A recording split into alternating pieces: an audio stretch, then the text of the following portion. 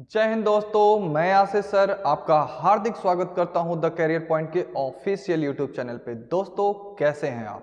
उम्मीद है अच्छे होंगे, स्वस्थ होंगे और आपका ऐसा ही मुस्कुराता हुआ चेहरा हमेशा से हमारी संस्था के लिए मोटिवेशन का कार्य करता है। और अभी तक आप लोगों ने जिस तरह से हमारे वीडियो को सपोर्ट किया उसके लिए बहुत बहुत धन्यवाद। और आज मैं आपको एक ऐसे मुद्दे के बारे में बताने जा रहा हूं जो कि 1 महीने के तैयारी में आपको यूपी पुलिस एग्ज़ाम को पास करना है। तो क्या इस तरीके को अपना करके आप एग्जामिनेशन पास कर सकते हैं या नहीं कर सकते हैं? तुक्का लगाना एग्ज़ाम में सही साबित होगा कि गलत साबित होगा? वास्तव में मेरी राय यह है कि तुक्का एक वैज्ञानिक विधा है। वैज्ञानिक विधा कहने का मतलब जब हम लोग किसी प्रश्न को पढ़ते हैं और फटाक से हमारे सामने जब 4 विकल्प आते हैं ए बी सी डी, तो हमारा मन कहता है ए होगा, ए होगा। तो ये उत्तर आता कहाँ से है? ये जन्म से लेके बड़े होने के बीच में हमने जब ऐसी चीज़ों को कहीं महसूस किया होगा, वो हमारे अर्धचेतन मन में उपस्थित रहता है और जब ऐसी परिस्थितियाँ आती है तो फटाक से बाहर आ जाता है। लेकिन हमारा जो प्रेजेंट माइंड होता है उस पर ज़्यादा दिमाग लगाने लगता है, कहता है नहीं नहीं ये नहीं होगा, अगला होगा। ये सारी बातें क्या हैं साइंटिफिकली? क्या तुक्का लगाने से फ़ायदा होता है? लोग एग्ज़ाम पास करते हैं? आइए मैं आपको बताता हूँ बारी बारी से। देखिए, यूपी पुलिस के एग्ज़ाम को तुक्का लगाकर पास करें, सही बात है। बहुत सारे लोगों ने इतिहास गवाह है कि तुक्के के दम पे नौकरी प्राप्त की है। अभी आप इस बार हिंदी मीडियम के आईएएस टॉपर को देखेंगे तो उसने भी कहा था कि मुझे प्रीलिम्स की परीक्षा में मात्र 40 से 45 क्वेश्चन ही आ रहे थे, जबकि 56 क्वेश्चन पे पासिंग था। मैंने जम के तुक्का लगाया और रिजल्ट ये है कि मैं आज यूपीएससी में हिंदी मीडियम का टॉपर हूँ। तो क्या सब लोग तुक्का लगा के पास हो सकते हैं? आइए देखते हैं। तुक्का लगाने से फायदा होता है कि नुकसान होता है? ये तो बात निर्भर करता है। मैं आगे पूरा इसका डिटेल बताने वाला हूँ कि तुक्का लगाने से नुकसान होगा कि फायदा होगा।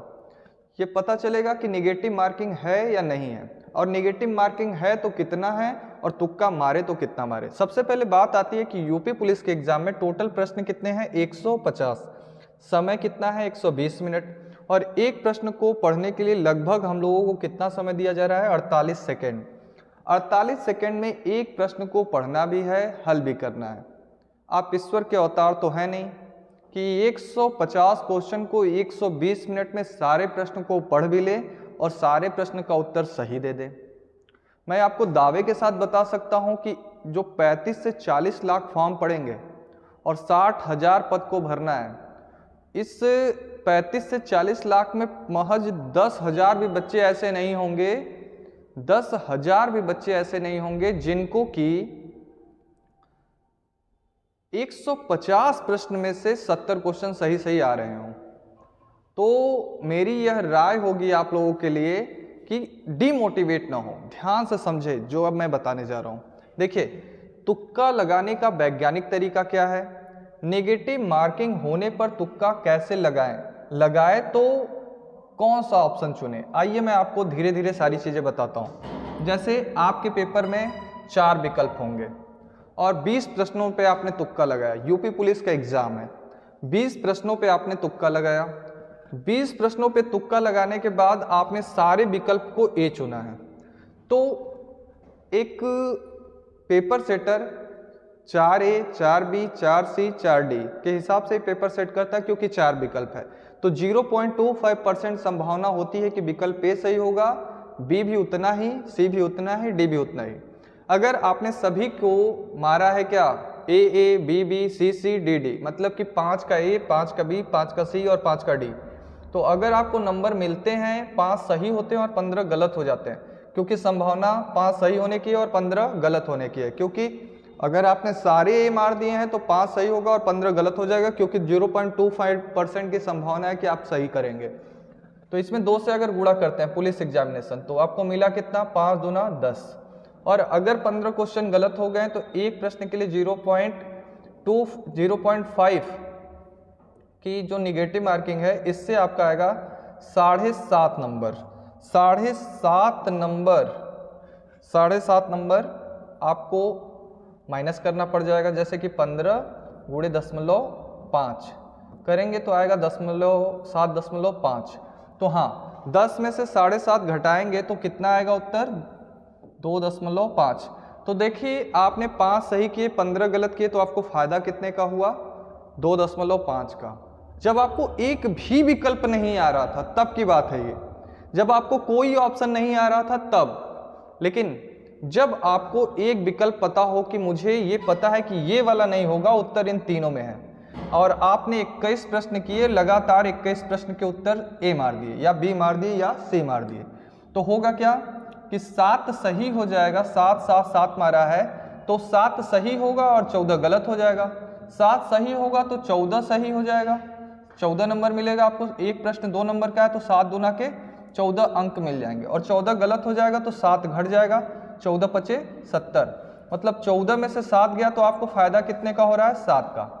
यानी कि अगर एक विकल्प बस आपको पता था कि ये नहीं होगा, बाकी भी उत्तर इन तीनों में छुप कर बैठा हुआ है, और आपने 21 प्रश्न अटेम्प्ट कर दिए, तो आपको फायदा कितने का हो रहा है? 7 का। ये बातें हो रही यूपी पुलिस एग्जाम में, जहां की 0.5 की नेगेटिव मार्किंग है, यानी कि 1/4 की नेगेटिव मार्किंग है।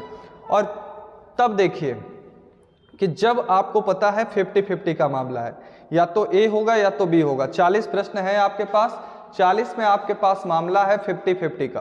तो देखते हैं हम लोग 50-50 के केस में आपने 20 को ए मारा है और 20 को बी मारा, तो 20 सही हो जाने पर हर प्रश्न 2 अंक का, तो ये 40 अंक आपको मिल जाएंगे, और 20 गलत हो जाएंगे तो 0.5 के हिसाब से ये 10 नंबर घट जाएंगे। 40 में से 10 गया तो फायदा कितने का हुआ? 30 का। अगर आप छोड़ देते तो क्या एक भी नंबर आपको मिलता? छोड़ देते तो क्या एक भी नंबर आपको मिलता? नहीं मिलता। लेकिन मैं आपको एक सलाह देना चाहता हूं कि एग्जामिनेशन में तुक्का खूब मन लगा के लगाइए, अच्छे से लगाइए। लेकिन हाँ, हर लोग ज़्यादा से ज़्यादा तुक्का लगाएं, ये पॉसिबिलिटी नहीं है। देखिए, एग्जामिनेशन पास करना है और यूपी पुलिस का एग्जाम पास करना है, तो जनरल वर्ग के बच्चों को 110 क्वेश्चन जो सही करने होंगे, 110 प्रश्न सही करने होंगे, तो आपको 80 से 90 क्वेश्चन अपने दम पे सही करना होगा। आप तुक्के के दम पे 10-20 क्वेश्चन बढ़ा सकते हैं, 10-20 क्वेश्चन आप तुक्के के दम पे बढ़ा सकते हैं। तुक्के के दम पे पूरी परीक्षा पास नहीं कर सकते हैं। हाँ, बहुत सारे लोगों के साथ चमत्कार होता है कि वो तुक्के में 4 में से 2 सही कर देते हैं, 3 सही कर देते हैं, तो हाँ, कुछ लोगों के साथ ऐसा होता है। लेकिन हाँ, मेरी ये सलाह है, क्वेश्चन छोड़ने से अच्छा है कि क्वेश्चन को ट्राई करिए, और क्वेश्चन ट्राई करेंगे तो आपको नंबर मिलेगा। और एक बात बताता हूँ, जब जीएस के क्वेश्चन को सॉल्व करिए, जो विकल्प सबसे लंबा लगे उसे सही करिए। जब ईस्वी के क्वेश्चन को सॉल्व करिए तो जो सबसे बड़ा हो या जो सबसे छोटा हो उसे ट्राई करिए। जिस विकल्प में ए बी दोनों दिया गया हो उसे सही करिए।